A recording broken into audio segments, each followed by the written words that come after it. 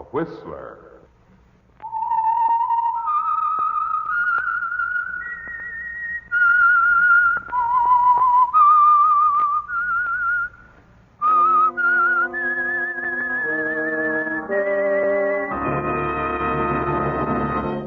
I am the Whistler, and I know many things, for I walk by night. I know many strange tales hidden in the hearts of men and women who have stepped into the shadows. Yes, I know the nameless terrors of which they dare not speak. And now, the Whistler's strange story. Fatal Action.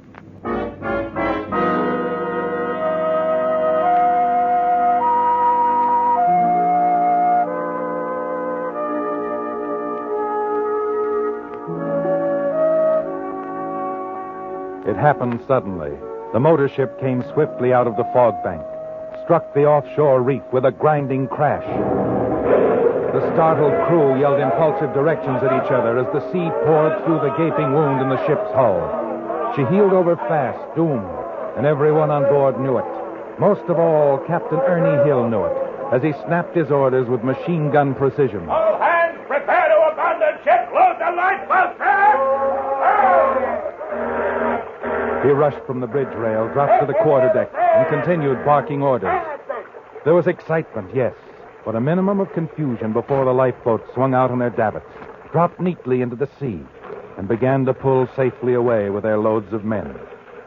And not until he was certain that his ship was through, headed for the bottom, did Captain Hill leave her.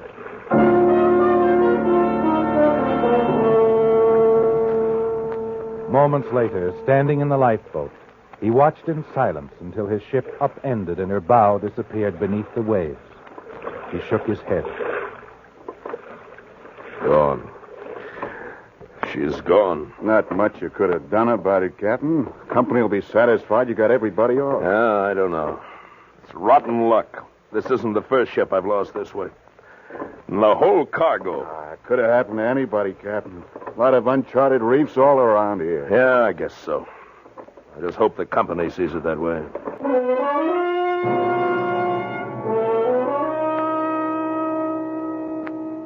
You're pleased, aren't you, Ernie, at the attitude of the crew? When you make your report to the company, it helps to get the backing of the entire crew. That you couldn't have saved the cargo. That you did well to keep from losing any lives. It's going well, isn't it? And a week later, when the excitement has died down, you're able to follow the next step in your plan, the lucrative step.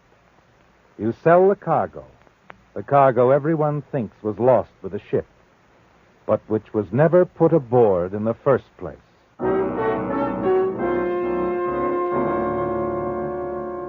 For a while, you enjoy the luxury of idleness, spending some of your new wealth.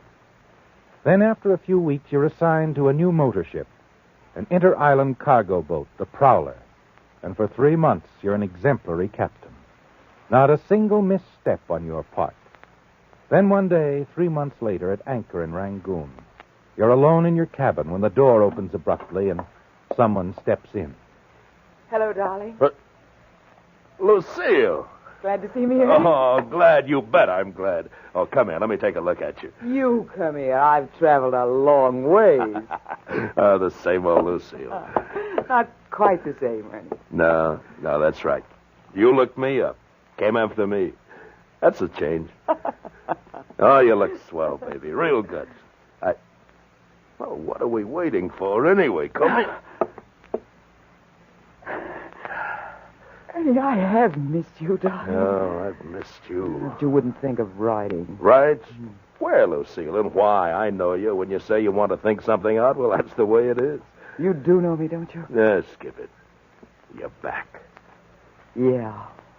You know what it means, darling? What, Ernie? The way it'll be with me, it's a feast or a famine, darling, like always. None of the things you always wanted. Only... Only what, Ernie? Well, I can't tell you too much, not now, but maybe the picture will be a little prettier than the last one I painted. Really? Darling, you mean you have a sideline? Maybe. Something like that. But never mind that now. Oh, it's been a long time, Lucille. I gotta have my arms around you. Got it. Please, darling, not just now. What? He'll be coming in to talk to you any moment, discuss our accommodations, what to do with the baggage. What are you talking about? Who'll be coming? Oh, I'm sorry. Didn't the first mate tell you? I came aboard with my husband. Your husband? Yes. You see, Ernie, I did think everything out. The future did look black last time we were together, and I did want things. I see. So you got him, huh? Mm-hmm. You married him. And I might have known. But it isn't going any further, Lucille. I'll tell your husband this is a freight boat and there are no accommodations. Not for you two. You know, Ernie, I think you're wrong. Yeah? Mm-hmm. You see, my husband is Charles Collins. His father owns this shipping line. Collins? Lucille, you don't know what you're saying. You didn't bring Collins on board my ship. Correction, darling, not your ship. His. And now, don't you really think you should be getting this putt-putt underway?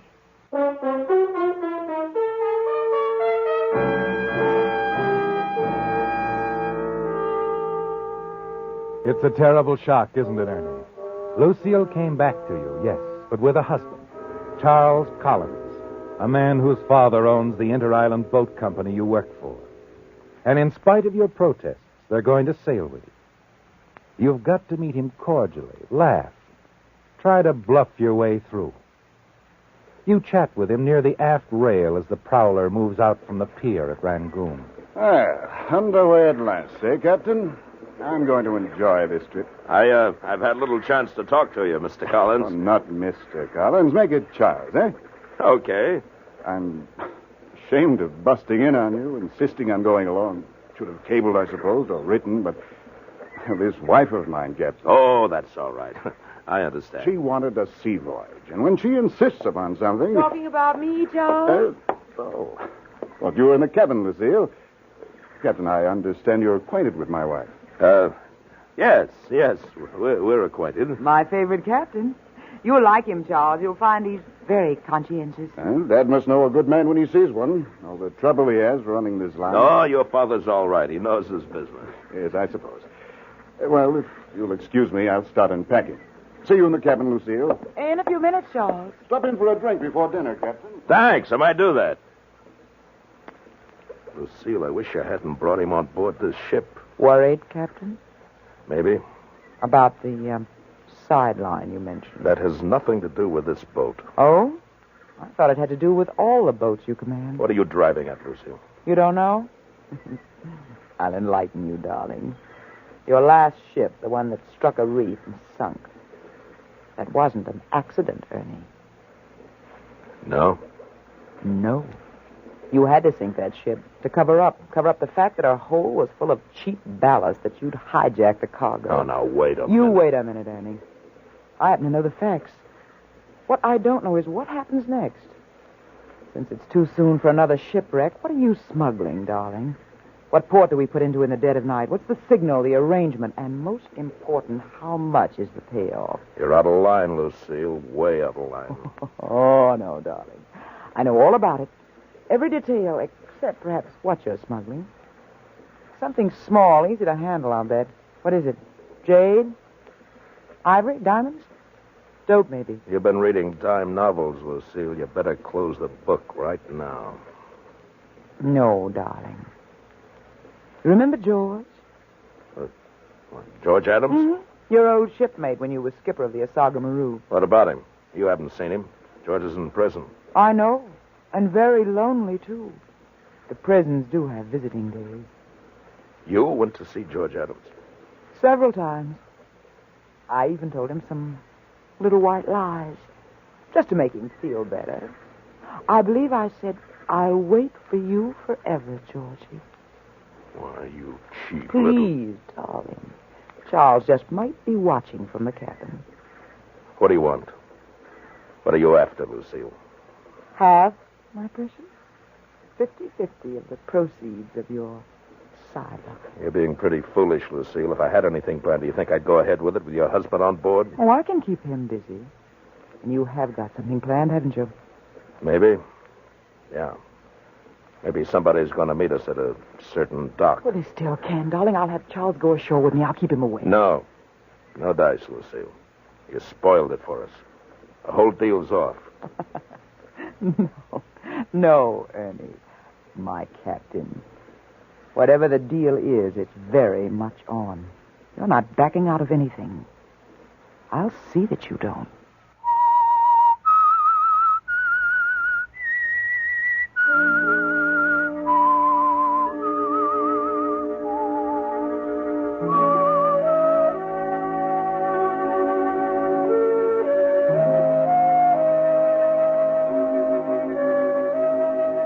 It's going badly, isn't it, Ernie? Your profitable sideline is being seriously threatened.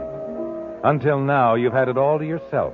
Only your first mate to pay off, and that for valuable assistance. Now, Lucille is declaring herself in. 50-50, she said, and simply for keeping her husband, Charles Collins, ashore. Your ship, the Prowler, bears steadily forward. Jake, the first mate, confronts you near the aft rail and bluntly speaks his own views. You've got to forget the whole bloomin' thing, Captain. Call it off. How, Jake? How can we call it off? Pete's meeting us at the dock in Bouquet. That she's brought that Mr. Collins aboard for no good. I say it's spying on us. Peeping. That's what it is. Bouquet. So that's where it's to take place. Mrs. Collins, Captain. Get lost, Jake. I'll talk to you later. Righto, Captain. Whatever you say. Bouquet, that quaint little port village. You pick such romantic settings, Captain. Such nefarious goings-on. But in a place like that, it'll be easy to see that Charles takes me ashore. Look, Lucille, you married your money. Why risk all our necks for more? You're not Mrs. Collins, Ernie. I am. I'm in a much better position to know my financial needs. Charles doesn't give me a cent. He did at first, not now. Ernie, stop it. Sure, but you gotta admit it's amusing. Ernie, please, after we get the money, when the voyage is over, you can quit this ship. I can quit Charles. No, cut it out. Please, Ernie, darling, we'll have everything then. The two of us. I hate him, Ernie. I really hate him. Sometimes I think You're lying. You're lying in your teeth. You don't mean a word. Don't I, Ernie? Can you still say I don't mean a word? Why, you little devil. You... I'll get him off the ship, Ernie. We'll be in the village while you take care of everything, and then later... All right. But you gotta be sure, Lucille.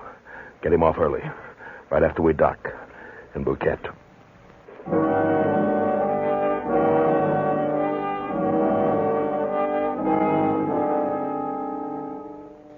Shortly after nightfall, the Prowler docked at Bouquet.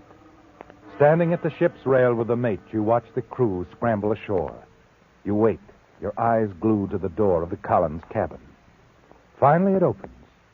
Lucille and her husband step out, nod to you, and move down the gangplank. Well, you were right, Skipper.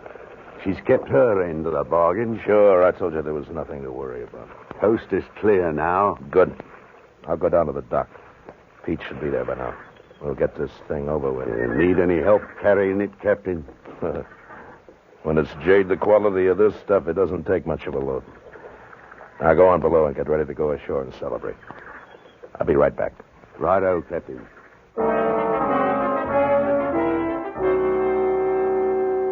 The dock is quiet, deserted as you move cautiously to your rendezvous with Pete. As planned, you meet him at one end of the dock, make a quick exchange of your jade for his money, and hurry back to the ship. The whole transaction takes less than half an hour, and you congratulate yourself. Smuggling jade is far simpler than sinking your ship, isn't it, Ernie? Back on board, you meet Jake, just coming back on deck. Everything all right, Skipper? Perfect, Jake, just perfect. Fine, Captain, that's fine. Think I will step ashore now. That's celebration, you know. Coming? Now, you run along, Jake. Tie one on for me, huh? You're pleased, aren't you, Ernie? It went well, very well. Now, alone on the deck of the Prowler, you watch Jake fade out of sight, and then turn and walk to your cabin. As you enter and turn on the lights... Good evening, Captain. What? Mr. Collins. Surprise? What? I thought you and Mrs. In Collins... the village? We had a slight disagreement. I came back 15 minutes ago, slipped aboard during your transaction on the dock. Oh, yeah. Oh, we had a small shipment for Bouquet. Come, Captain. I know better. What? I know what's been going on, you see. Suspected you for quite some time, but I wasn't quite certain until tonight. Nice racket. Captain, been chiseling on the old man in one way or another for years, haven't you? Oh, now, wait a minute, Mr. Collins. I don't know what you're talking Don't about. get me wrong. I don't care. I don't care at all. As far as what happened tonight, well, I didn't see a thing. Not a thing. Oh? That's right. The old man need never know about tonight. And other nights, eh, Captain? You can go right on with your little sideline, only Only what? you're cutting in a new partner. Partner? You mean that A you... night of surprises, isn't it? Frankly, I need the money, Captain. Oh, sure. That's a I big know what laugh. you're thinking, but the old man doesn't believe in pampering me. He wants me to learn the business from the ground up, just as he did. Okay, so the old man doesn't give you so much spending money, but his own son... His own son, yes. And there's something else. You see, he's never approved of Lucille. He wouldn't. Matter of fact, I don't approve of her anymore either. So? Didn't take me long to find out what she was really after. Money. Money, all she can get. I hate her. That's one thing I'm sure of. Someday I'm going to... Do you know her? And be better than I do. Yeah, maybe I do. What was her cut going to be for keeping her mouth shut? Luring me into the village tonight? 20%? That doesn't sound at all like Lucille. Sure it wasn't 50%, Captain? 20. Well, in any case, I'm not prepared to settle for that. Nor am I going to settle for 50%. 70-30, Captain. That's how we're going to split it. 70 for me, 30 for you. 70-30? Now, wait a minute. On the other hand, a word from me to the port authorities, a wire to the old man, and you'd be lucky to get off with 10 years. Suppose I told the old man you tried to make a deal. Suppose I told him... He wouldn't believe you. Let's face it. Why don't you just play along like a good boy, Captain? I'm sure we'll do very well together. What about Lucille? Lucille? Well, I've completely forgotten her, old man. Yes, she's more your problem. I see. Do you? Well, then I can turn in, enjoy a good night's sleep. And as for Lucille, well, since she seems to be concentrating so much on you... Now, wait a minute. Really, she can cause you a great deal of trouble. She's out there in the village now. Why don't you talk it over with her? Possibly you can persuade her to get out of our lives. Permanently. Remember, Captain, 10 years in prison is a terribly, terribly long time. Good night.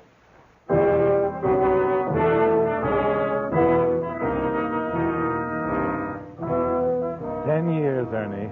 Yes, you'd be lucky to get off that easily. You pace the floor of your cabin, wondering what you must do. There must be some way you can work things out. Finally, you make up your mind. You've got to find Lucille, tell her what's happened, and get her out of Bouquet somehow. You hurry out of the cabin, down the gangplank, and as you step on the wharf, something causes you to look back.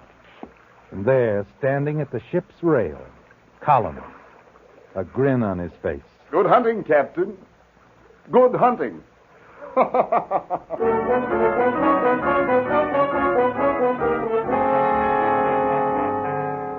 Your first stop in the village is Jess's bar, a small, smoke-filled room crowded with men from the world's waterfronts.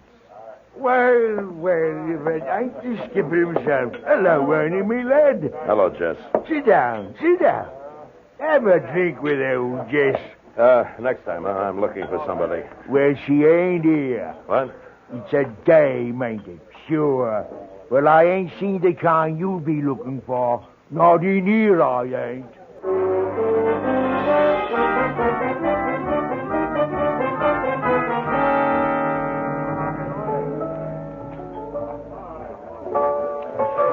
Red hair, wearing a white suit. Oh, sure, pal. She was sitting right here at the bar. Of course, that was a good hour ago. A guy was with her. I ain't seen him since. Tall, lot of white teeth, grinning. That's him. Only he wasn't grinning. They was having an argument, a real beaut, see? Had most of the customers watching them instead of drinking their liquor. I thought they was going to kill each other.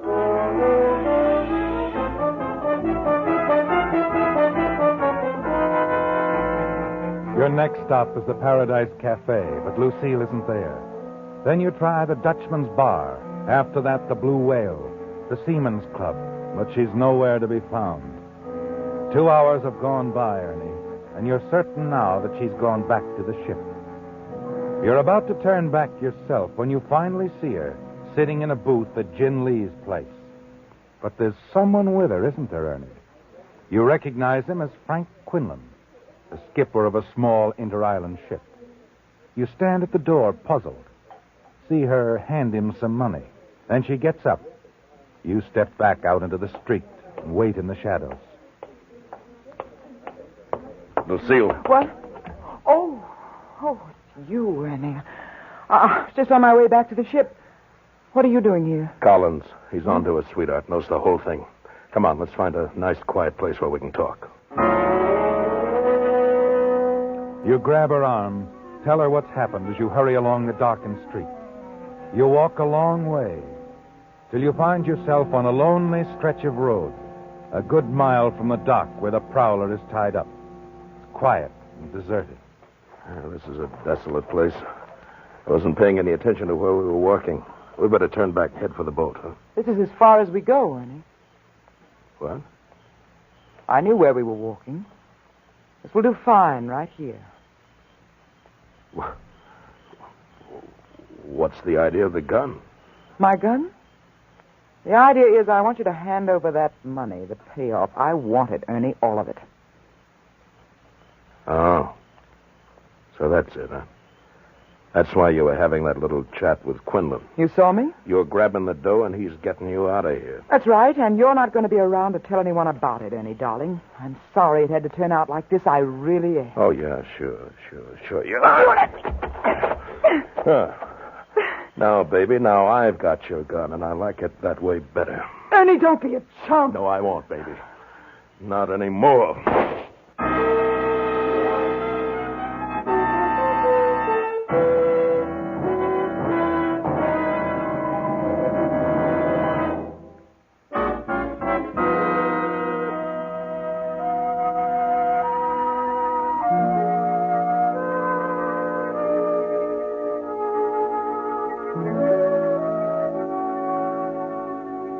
Lucille's dead, isn't she, Ernie? You look down at her, then at her gun in your hand, and realize that one big obstacle has been eliminated. And now there's only Charles Collins, Lucille's husband, back in the boat. If he were eliminated, there would be no one to stand in the way. As you hurry back to the boat, you know what you must do. Shoot Collins, put out to sea, and dump his body overboard. You move quickly, noiselessly aboard the prowler. No one's in sight. You move quietly along the deck to Charles Collins' cabin, Lucille's gun gripped in your hand. You open the door, walk slowly in, reach the bunk, and snap on the lamp on the table beside it. You've made a mistake, haven't you, Ernie? For an instant, you stand there. Then you realize you've got to get out, somewhere where you can think. Hurriedly, you slip out onto the deck, close the cabin door behind you, and move along in the shadows toward the raft. Just a moment there. Who's that? Sergeant Morrison, Phuket Police. Who are you? I'm Ernie Hill, captain of this ship. Oh, what are you doing here? I came in answer to a call from the dock watchman. He says he heard a shot around here not too long ago. You know anything about it? No, I don't. I haven't been here. Is your cabin the one you just left? No, it isn't. It belongs to a passenger. The name's Collins. You seem quite anxious to leave it. In something of a rush. I'll have to search you, Captain. Hey, wait a minute. What's the idea? I'll just take your gun, Captain. Now, let's take a look in Mr. Collins' cabin, eh? Wait. We don't have to. Collins is in there, all right. He's dead. I'll wager ballistics will show that this gun killed him. Yes, it probably did, but it isn't my gun. I didn't do it. He was dead when I got there. He'd been dead for quite a while. You can see for yourself. Maybe you're right. We knew there was something wrong when the dock watchman called us about the shot. We figured whoever did it must belong on this ship. That's why we've been waiting around. You'll never believe me, Sergeant, but I didn't do it. She did it, his wife, Lucille. That's her gun. She killed him. They quarreled, and she followed him back to the boat and shot him. And then she disappeared into thin air. And I find you leaving the cabin with a murder weapon in your hand. No, Captain. You were right the first time. We'll never believe you. And so ends another strange story as told by the Whistler. This is the United States Armed Forces Radio Service, the voice of information and education.